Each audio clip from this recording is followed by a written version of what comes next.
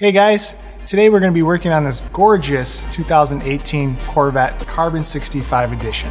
We're going to be highlighting all of our products from our March 2018 glove box, all on this episode of Detail Matters.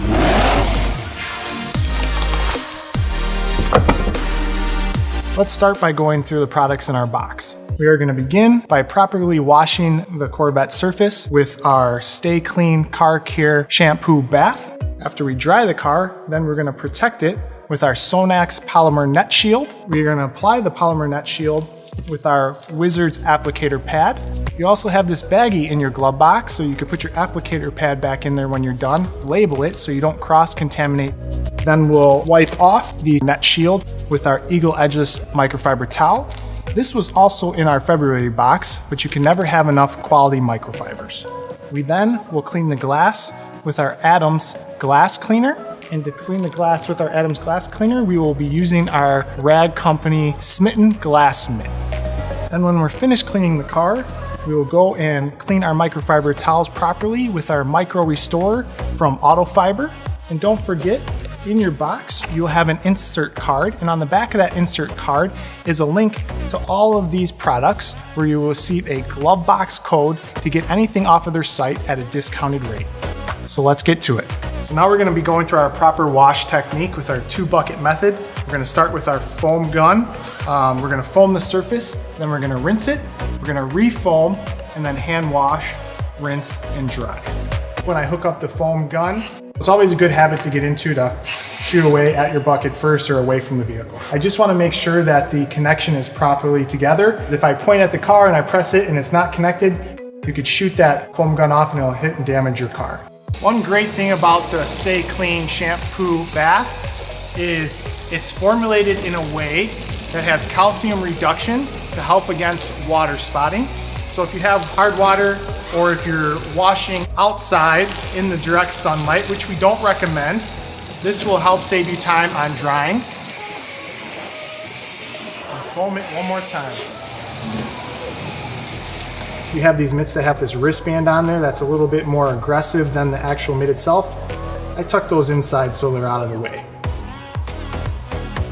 Now that we properly washed the paint surface with our shampoo bath and we dried the surface and it's cool to the touch, we're ready to protect it. One way to find out if you need to do a clay bar treatment is the baggie test.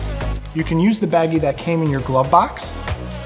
All you do is put your hand in here. If you don't want to use the baggie, you can also use a Ziploc bag. Go over the surface very lightly. If it feels rough to the touch or if you feel any little bumps, you may want to clay bar those contaminants off of the clear coat. Now we're ready to apply my Sonax Polymer Net Shield.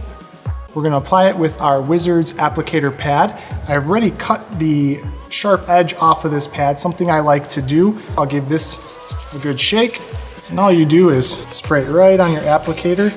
And you're going to go in straight lines, nice and soft, not a lot of pressure, sideways, and overlapping one more time. Just make sure you cover all areas. Once the pad starts grabbing, go ahead and reapply a little bit more. I typically see about 6 to 8 months of protection from this product itself.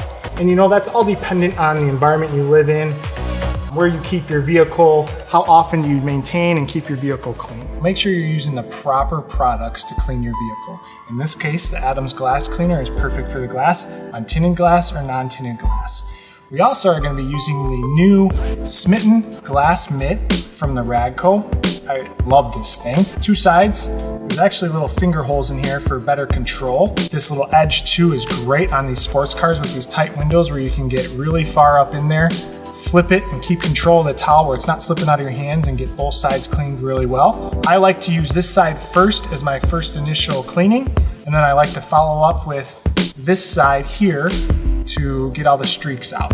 I usually spray the product right on the towel, give it a couple squirts, and I will go from outside in and then inside out. So on a convertible like this where there's no trim up top, I'll grab the edge, start on the outside, and then slowly start making my way into the middle. And now I'll go back out, inside, out. Now I'm gonna flip the towel. This side, I'm not gonna put any product on there this time. Same thing, outside in, inside out. When you close the door,